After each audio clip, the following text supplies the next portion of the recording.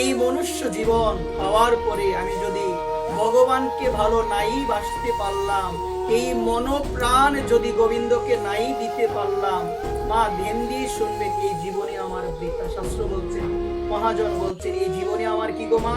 বৃথা। কারণ এই মনুষ্য জীবনটা দুর্লভ জীবন। অনেক সাধনা করে এই মনুষ্য জীবন আমি লাভ করেছি কেবল মাত্র ভগবানকে ডাকার জন্য। বহু জনমের পরে হরি বজিবার তরে এই জগতে আসিল মনুষ্য আকার ধরে।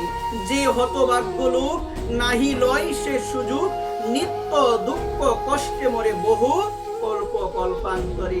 এই মনুষ্য জীবন পাওয়ার পরে যে হরিকে বসলো না, যে হরিকে চিনল না, হরির নাম করলো না, নিত্য দুঃখ কষ্টে তার এই জীবনটা অবহেলায় চলে গেল একবার। এই কারণে মা এই জীবন পেয়েছি, যদি ভগবানকে মন নাই দিতে পারি, ভগবানকে যদি ভালো নাই বাসতে পারি, মন দিয়ে শুনবেন এই জীবন বৃথা। গীতার মধ্যে ভগবানের কি কোনো কিছু কম অভাব? ভগবান কেন বলছেন যে আমাকে বন্দনা করো, আমার স্তুতি করো, আমাকে মালা চন্দন আদি পরিয়ে দাও? ভগবান কি আমাদের কাছে সম্মান চায়? ভগবানের কি সম্মানের কমতি আছে মা? মন দিয়ে শুনবেন।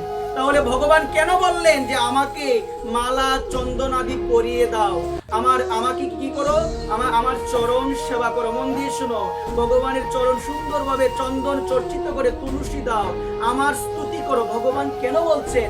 ভগবান কেন বলছেন তোমাদের মন আমাকে দাও? কেন বলছেন গো ভগবান? এটা আমাদের বিশেষভাবে জানা প্রয়োজন। ভগবানের কোনো কিছুর অভাব নাই। তারপরও ভগবান বলছেন গীতায়, মন মনা ভব। তোমরা সবাই তোমাদের মনটাকে, আমরা সবাই যেন আমাদের এই মন রূপে পাখিকে আমরা যেন গৌর গোবিন্দের চরণে যেন আমরা নিয়োজিত করতে পারি মা। এই জন্য ভগবান তিনি বলছেন বারংবার, মন মনা ভব, তোমাদের মন আমাকে দাও, স্তুতি করো, তোমরা আমাকে ভালোবাসো। এই কথাটা কেন বলছেন? মন দিয়ে শুনবেন, একটু জেনে যান, এই তত্ত্বটা একটু ভালোভাবে জেনে যান মা। দেখবেন আমাদের সকলের ঘরে দর্পণ আছে না মা? দর্পণ মানে কি গো মা? আয়না। দর্পণ মানে কি? আমাদের সকলের ঘরে দর্পণ আছে কি না? দর্পণ আছে মা। ধরো আমি এলোমেলো ভাবে গিয়ে দর্পণের সামনে আমি দাঁড়িয়ে আছি, আমাকে কি সুন্দর দেখা যাবে? কি দেখা যাবে? দর্পণে বিম্বের প্রতিবিম্ব দেখা যায়, মানে আমাদের প্রতিবিম্বটা দেখা যায়। আমরা যদি ভালোভাবে সাজি, ভালোভাবে সেজে, ভালোভাবে চুল আশ্রিয়ে আমরা যদি এই দর্পণের সামনে দাঁড়াই, আমাদের কি সুন্দর লাগবে না? লাগবে কি না? আর আমি এলোমেলো ভাবে, ধরেন আমি এলোমেলো ভাবে গিয়ে দর্পণের সামনে দাঁড়ালাম, আমি দেখলাম আমাকে সুন্দর লাগছে না। এখন ওই দর্পণে যদি আমি তেল দিয়ে দিই, দর্পণে কি চুল আঁচড়ানো যাবে না? নিজেকে সাজাতে হবে, বলেন না? নিজেকে সাজিয়ে আপনি যদি দর্পণের সামনে দাঁড়ান, আপনার সুন্দর লাগবে। কি লাগবে? আপনাকে দেখতে অনেক সুন্দর লাগবে। আর আপনি যতই চেষ্টা করেন, দর্পণে আমাকে দেখা যাচ্ছে, সুন্দর লাগছে না, দর্পণকে আমি ভালোভাবে সাজাই, হবে কি কখনো? কখনো হবে? ঠিক তদ্রূপ মা।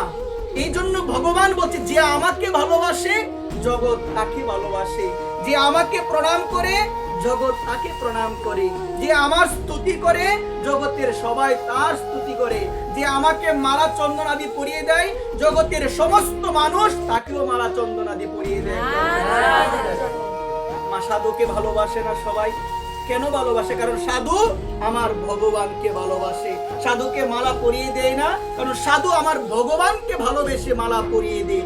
ঠিক তদ্রূপ এই জন্যই ভগবান বলছে, তোমরা আমাকে ভালোবাসো, তোমরা মন আমাকে দাও, তোমরা প্রাণ আমার চরণে নিবেদন করো, তোমরা সর্বদা আমাকে ভালোবাসো। এই ভগবানকে ভালোবাসতে হবে। কিন্তু ভগবানকে না ভালোবেসে আমি অধম নিকৃষ্ট পাপী, আমি ভালোবাসলাম এই মায়াময় সংসারের স্ত্রী পুত্র পরিজনকে, যার জন্য অনবরত সংসারে জ্বালা যন্ত্রণা কষ্ট আমাদের ভোগ হচ্ছে। একবার যিনি টাকার জন্য একটাবার ভেবে দেখবেন, হাসপাতালের বেডে শুয়ে আছেন, মা কাঁদবে, 3 দিন কাঁদবে, মা না ঘুমিয়ে চেয়ে থাকবে, তোমার স্ত্রী চেয়ে থাকবে, মন দিয়ে শুনবেন, দুদিন। আর যারা বন্ধু বান্ধব থাকবে কিছু ফল নিয়ে আসবে দেখার জন্য, দেখবে 1 ঘন্টা পরেই চলে যাবে মা। এটা হলো সংসারের ভালোবাসা, মন দিয়ে শুনবেন।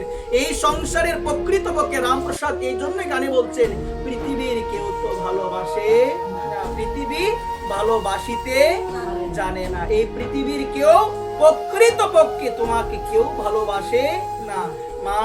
আমার ভগবান কি বলে জানো মা? ভগবান এই যে আমরা ঘুমিয়ে থাকি, এত পরিশ্রম করার পরে এত ক্লান্ত হয়ে, এত শ্রান্ত হয়ে আমরা যখন শুয়ে থাকি মা, মন দিয়ে শুনে ঘুমিয়ে থাকি, ভগবান কৃপা করে, ভগবান তো ঘুমায় না মা, ভগবান হৃদয়ে এসে ভগবান জেগে থেকে পাহারা দে মা।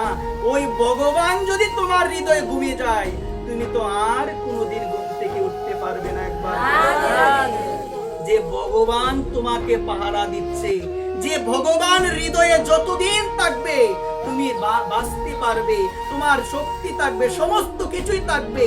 যে ভগবান যতদিন হৃদয়ে থাকবে ততদিনই তোমার গুরুত্ব আছে মা। যে ভগবান চলে গেলে সব কিছু শেষ। ওই ভগবান কৃপা করে ভগবান বলেন, তুমি যখন ঘুমিয়ে থাকো আমি ঘুমাই না, কারণ আমি যদি ঘুমিয়ে যাই তোমার এই চিরনিদ্রার কোনোদিন ভাঙবে, তুমি অনাদিকালের জন্য ঘুমিয়ে যাবে। এই জন্য মা ভগবান তো ঘুমায় না। যে ভগবান আমাকে এত ভালোবাসে, যে ভগবান আমাকে এত ভালোবাসে, আমি তো বিন্দু পরিমাণ একটু আমি আমার ভগবানকে ভালোবাসতে পারলাম না। একবার রাধে রাধে। এখনো আমার নামে নিষ্ঠা হলো না। আমি এত শুনি ভাগবত কথা, আমি এত শুনি গোবিন্দের কথা মা, এখনো তো আমার নিষ্ঠা হলো না। আমরা কতটুকু ভালোবাসলাম, মন দিয়ে শুনবেন মা। এই নামে শ্রী গুরুদেবের যতদিন পর্যন্ত তোমার নিষ্ঠা না হবে, জেনে যাও মা, যত কিছুই করো না কেন ভগবানকে লাভ করতে আমরা পারবো না। নিষ্ঠা থাকতে হবে। নিষ্ঠা কেমন?